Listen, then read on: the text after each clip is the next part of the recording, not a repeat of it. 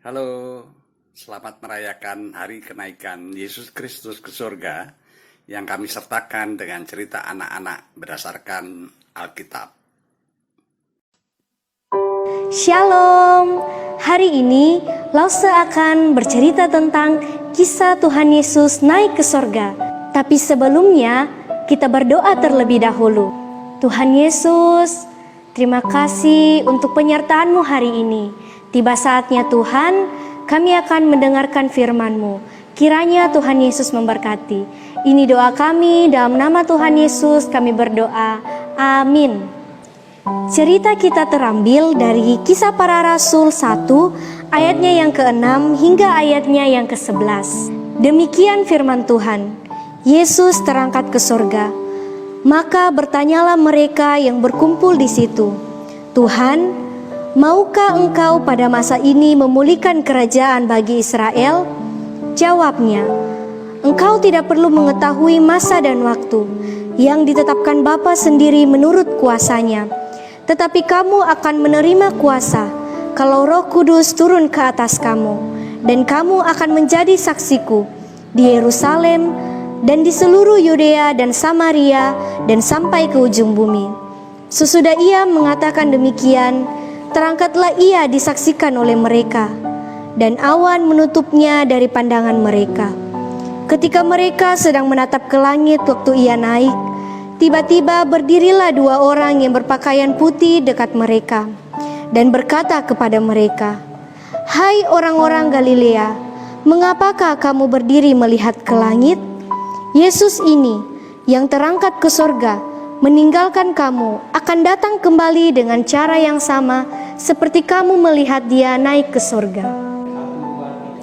Setelah Tuhan Yesus bangkit, ia masih menampakkan diri selama 40 hari kepada para murid dan pengikutnya. Ada yang tahu kepada siapa saja Tuhan Yesus menampakkan diri? Iya, betul sekali.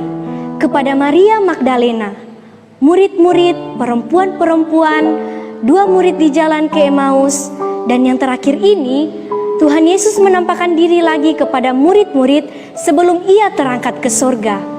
Pada hari Kamis kemarin, semua gereja memperingati kenaikan Tuhan Yesus ke surga. Apa saja yang kita bisa pelajari dari cerita ini?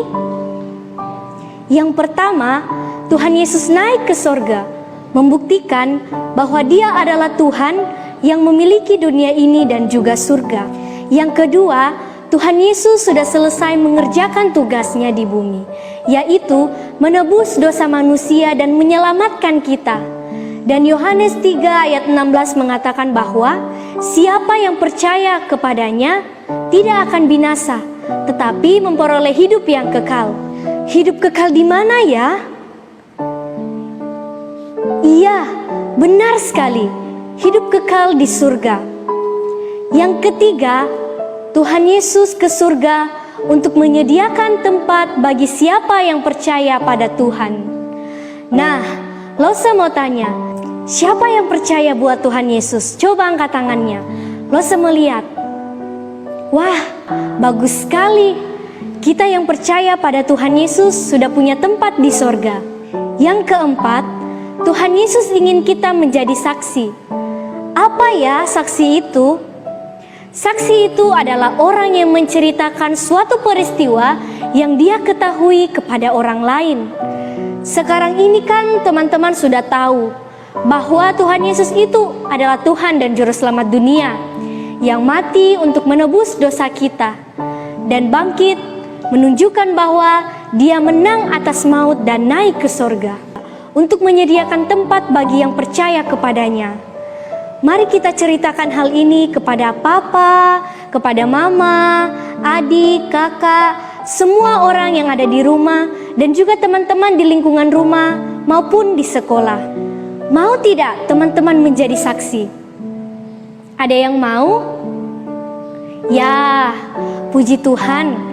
Mari kita berdoa untuk menutup cerita firman Tuhan pada minggu ini. Kita berdoa.